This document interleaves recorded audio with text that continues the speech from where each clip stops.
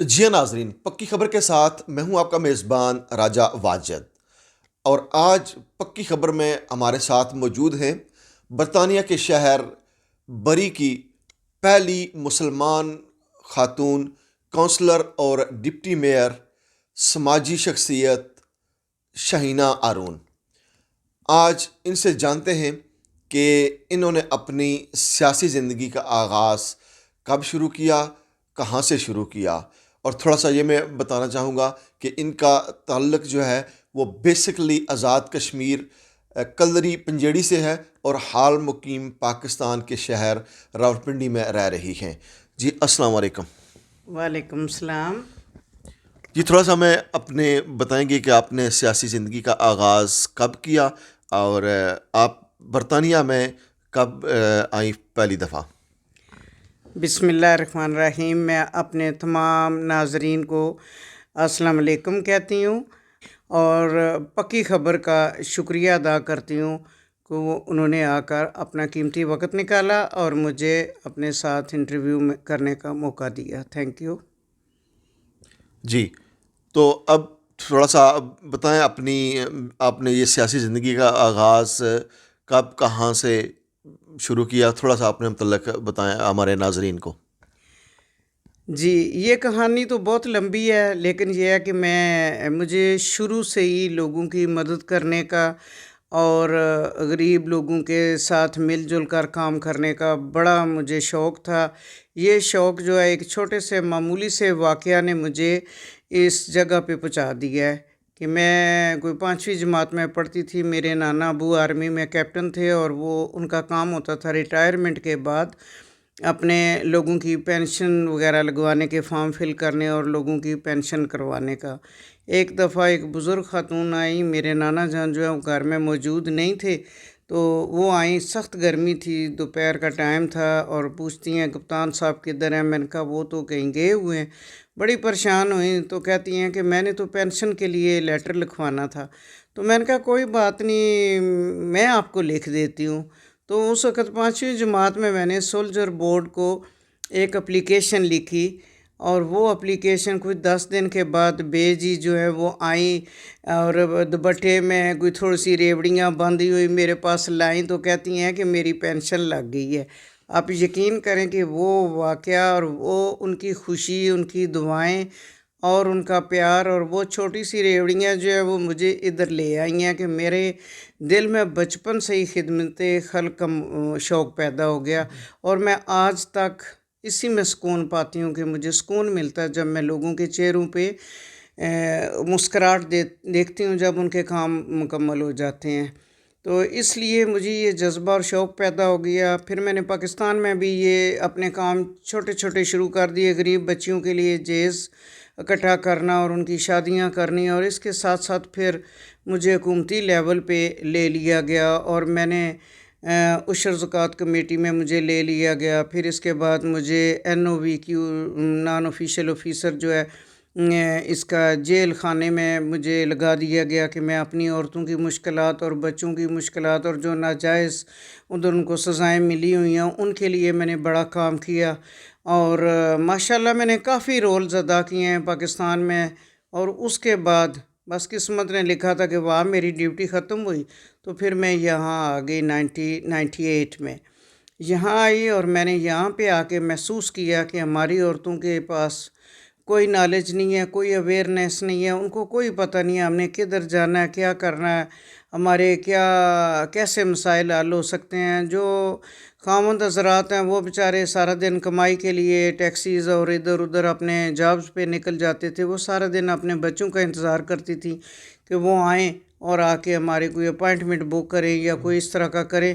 تو اس لیے میں نے بہتر سمجھا، میں نے سوچا کہ ان لوگوں کے لیے کچھ ایسا کام کیا جائے جو ان کے لیے مستقبل کے لیے بہتر ثابت ہو۔ تو اللہ کا کرم ہے، میں نے یہاں اپنی کوشش شروع کر دی، اور کافی مل کے تو میں نے ایک آرگنائزیشن بنائی، women centre, Asian women centre. وہ ویمن سینٹر بنایا اور اس میں میں نے اپنی عورتوں کو اکٹھا کیا، گھروں میں جا جا کے ان کو انکریج کیا کہ آپ باہر نکلیں اور آپ کو میں انگلش کی تعلیم دلواؤں گی تاکہ آپ اپنے چھوٹے چھوٹے مسائل حل کر سکیں۔ اور اللہ کا شکر ہے، لوگوں نے سنا، ساتھ دیا۔ آج 26 سالوں میں نے اتنی عورتوں کو کاموں پہ بھی لگا دیا۔ یہ اپنے ان کے خاوند حضرات ہیں، ان کو بھی سہارا ملا ہے کہ عورتیں بھی ان کے شانہ بشانہ باہر نکلیں اور اپنے مسائل حل کیے اور اپنی جاؤز پہ کھڑی ہیں، پاؤں پہ کھڑی ہیں اور بڑی اچھی زندگی بسر کر رہے ہیں۔ اور ابھی بھی چلا ہوا ہے، یہ سلسلہ کوئی ختم نہیں ہوا، دن بدن میں اس میں ترقی ہو رہی ہے اور اضافہ ہو رہا ہے، اور کافی لوگ یہاں سے تعلیم حاصل کر کے اپنے روزگار کو ملے ہیں اور وہ اپنے کاموں پہ لگے ہوئے ہیں، ماشاءاللہ۔ صحیح۔ اچھا، یہ بتائیں کہ آپ نے سیاست میں کب آپ آئیں اور پہلی دفعہ آپ نے یہاں برطانیہ میں الیکشن کب لڑا، کون سے سال میں لڑا، اور کیا اس وقت کیا فیل کیا آپ نے؟ جی، یہ لوگوں کے پیار کا عالم تھا یا ان کی دعائیں ساتھ تھی کہ جب میں لوگوں کے مسائل حل کرتی تھی تو مجھے لوگوں سے اپروچ لینی پڑتی تھی، لوگوں کو مجھے ڈھونڈنا پڑتا تھا کہ کس ڈپارٹمنٹ میں کس کو اپروچ کروں۔ تو میری یہی دعا ہوتی تھی کہ اللہ تعالیٰ مجھے کوئی ایسا ذریعہ اور ایسا کوئی سبب بنائے کہ میں ڈائریکٹ جو ہے نا، انسٹیڈ آف کہ میں لوگوں کے منتیں کر کے اور سماجت کر کے لوگوں کے کام کراتی ہوں، تو اللہ تعالیٰ مجھے کوئی ایسا ذریعہ بنائے کہ میں ڈائریکٹ ہی ان لوگوں کے کام کر سکوں۔ اور وہ دعائیں قبول ہوئیں، لوگوں کی دعائیں ساتھ تھیں۔ تو میں نے 2012 میں لیبر پارٹی کی نشست پر الیکشن لڑا، جو کہ میرے لیے بہت ہی اعزاز کا سبب بنا کہ میں یو کے اور بری کے ٹاؤن میں پہلی مسلمان خاتون، یو کے کی ہسٹری میں بھاری اکثریت سے مسلمان خاتون کامیاب ہو کر مجھے پہلی مسلمان خاتون کونسلر ہونے کا اعزاز بری کی میٹروپولیٹن میں ملا۔ تو 2012 میں آپ نے پہلا الیکشن لڑا اور پہلا الیکشن جیت گئی۔ جی، میں نے پہلا الیکشن لڑا اور اس سے پہلے مجھے 2010 میں پہلی مسلمان خاتون ویمن آف دا ایئر کا ایوارڈ ملا، اور اس کے بعد میں بھاری اکثریت سے اپنی پہلی بار ہی کامیاب نشست حاصل کر لی لیبر پارٹی کی طرف سے۔ بہت خوب۔ اور اس کے بعد پھر سلسلہ شروع ہو گیا، پھر کتنی دفعہ آپ کاؤنسلر بنی اب تک اس عہدے پر پہنچنے کے لیے؟ ڈپٹی میئر ہیں آج آپ، تو کتنی دفعہ الیکشن لڑا آپ نے جس میں آپ نے ون کیا اور اس جگہ پہنچی آپ؟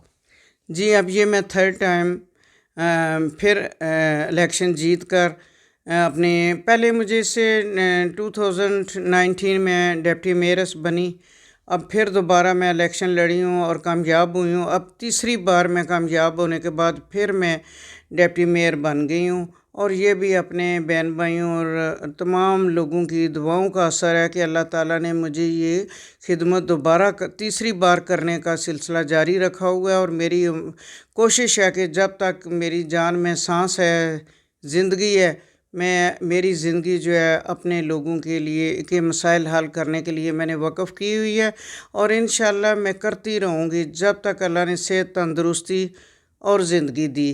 میرا یہ ایم ہے، میں کسی کی آنکھوں میں آنسو نہیں دیکھ سکتی ہوں۔ میری زندگی کا وہ آخری دن ہوگا جس دن میری کسی ماں، بہن، بھائی، بیٹے کی کوئی مسئلہ حل نہ ہوا۔ میں انشاءاللہ جو بھی میرے پاس آتا ہے وہ انشاءاللہ خوشی کے ساتھ ہی واپس جاتا ہے اور اس کو کامیاب زندگی ملتی ہے، کامیاب اس کے لیے آگے کامیابی مل رہی ہوتی ہے۔ اور اللہ نے میری یہ دعا سن لی کہ اب میں خود ڈائریکٹ لوگوں کو فون کر کے ان کے مسائل حل کرتی ہوں، جو میرے لیے باعث بہت تسکین ہے۔ اچھا شاہینہ ہارون، یہ بتائیں کہ اس سفر میں 1998 سے لے کر یہاں تک کون کون سی مشکلات آپ کے راستے میں آئیں، اور کبھی آپ دل برداشتہ بھی ہوئیں کہ یہ کام مشکل ہے، چھوڑ دیں، نہیں کرنا چاہیے، یا لوگوں کی طرف سے آپ پر انگلیاں اٹھی ہوں، یا اس طرح کی کوئی مشکلات کا سامنا؟ جی بالکل، بہت اچھا آپ نے یہ سوال کیا ہے۔ کیا کہتے ہیں کہ پھولوں پہ چلنے کے لیے کانٹوں سے گزرنا پڑتا ہے۔ تو میں نے بہت سفر کیا ہے، اور لوگ جو ہیں، جو میں تو یہی سمجھوں گی کہ لوگ حسد ہی کرتے ہوں گے، ورنہ تو بندے آپ جیسے اور لوگوں کی دعاؤں سے، اور لوگ جو اپریشیٹ کرتے ہیں، انکریج کرتے ہیں کہ اپنا ٹائم دیتی ہیں، اپنی لائف کو ڈسٹرب کر کے، کوئی ایزی کام نہیں ہے کہ لوگوں کے لیے سارا دن سارا ٹائم، جب بھی کسی کو مشکل پڑی ہے 24 گھنٹوں میں کوئی بھی کسی نے آ کے دروازہ کھٹکایا تو میرے ہمیشہ دروازے دن رات کھلے رہے ہیں اور رہتے ہیں۔ جب بھی کسی کو 1 بجے ایک دن مجھے رات کو فون کال آئی ہے کہ میرے ساتھ یہ مسئلہ ہو گیا، تو میں نے اسی وقت، رمضان بھی نہیں تھا، اس سے پہلے کی بات ہے، لاسٹ منتھ کی بات ہے، رمضان شروع ہونے سے پہلے، رات کو 1 بجے ایک بچی نے مجھے فون کیا کہ میرے ساتھ یہ میرے حادثہ ہو گیا، میں کیا کروں؟ تو میں نے کہا آپ اتنی دور ہو بیٹے، لیکن آپ فکر نہ کریں، انشاءاللہ میں خود تو نہیں پہنچ سکتی ہوں، لیکن کوئی نہ کوئی آپ کے مدد پہنچ جائے گی۔ تو اللہ کا کرم ہوا کہ میں نے اس کو آدھی رات کو 1 بجے مشکل سے نکالا، اور وہ بچی صبح اٹھ کے تو مجھے اپنی دامن پھیلا کے مجھے دعائیں دے رہی تھی کہ آنٹی میں کبھی زندگی میں نہیں سوچ سکتی ہوں کہ آپ رات کو 1 بجے میرے لیے مدد کریں گی۔ تو یہ چیزیں جو ہیں مجھے بہت تسکین دیتی ہیں، اور میرے دل کو ٹھنڈک پہنچتی ہے جب میری بچیوں کے آنسو جو ہیں نا پہنچے جائیں میری طرف سے، اور ان کو بروقت امداد ملے، تو اس سے بڑی مجھے کیا خوش قسمتی ہو سکتی ہے۔ اور میں اللہ تعالیٰ کی شکر گزار ہوں، بچیاں نہیں ہیں، بچے بھی ہیں، سب کا کام کرتی ہوں، کوئی یہ نہیں خالی عورتوں کے لیے۔ جس نے بھی مدد کے لیے پکارا، میں نے ہمیشہ ان کے لیے اپنی جان بھی وارنے کی کوشش کی ہے، اور اللہ کا کرم ہے کہ میں ہمیشہ کامیاب رہتی ہوں اور رہوں گی۔ اور اس میں میری کیا کہتے ہیں خوش قسمتی ہے کہ لوگ میرے پہ اعتماد کرتے ہیں اور میرے سے اپنے دکھ بانٹتے ہیں، اور اللہ نے ہمت دی ہے کہ میں ان کے دکھ بانٹتی رہوں۔ جی شہینہ ارون صاحبہ، آپ ماشاء اللہ، اللہ تعالیٰ نے آپ کو اتنی عزت بخشی ہے، اور آپ ہماری آنے والی جو ینگ جنریشن ہے، وہ خواتین ہیں، لڑکیاں ہیں یا لڑکے ہیں، ان کے لیے ماشاء اللہ آپ رول ماڈل ہیں۔ تو آپ ہماری ینگ جنریشن جو ہے ان کو کوئی کیا پیغام دینا چاہیں گی؟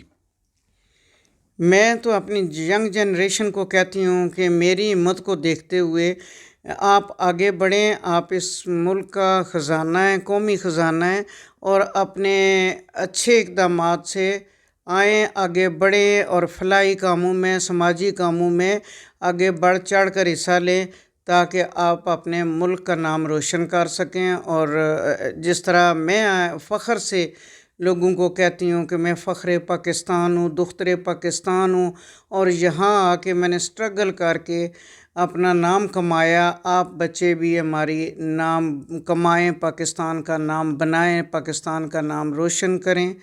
اور اس کے لیے میں بہت ہی تہ دل سے شکر گزار ہوں گی کہ یہ میرا پیغام بچے سنیں اور مجھے فالو کریں، اور آپ لوگ بھی رول ماڈل بن کر اپنے سب کے لیے یادگار بنائیں اپنا کردار۔ جی ہاں ناظرین، شہینہ ارون کی داستان آپ نے ان کے سیاسی سفر کی اور سماجی خدمات کی سنی۔ ناظرین، اگر انسان کے اندر سچائی ہو، نیک نیتی ہو، جذبہ سچا ہو اور لوگوں کی خدمت کا جذبہ ہو، تو وہ میدان کوئی بھی ہو، کامیابی ضرور اس کے قدم چومتی ہے۔ جی ہاں، پکی خبر سے اپنے میزبان راجہ واجد کو دیجیے اجازت۔ آئندہ کی پکی خبر تک کے لیے اللہ حافظ۔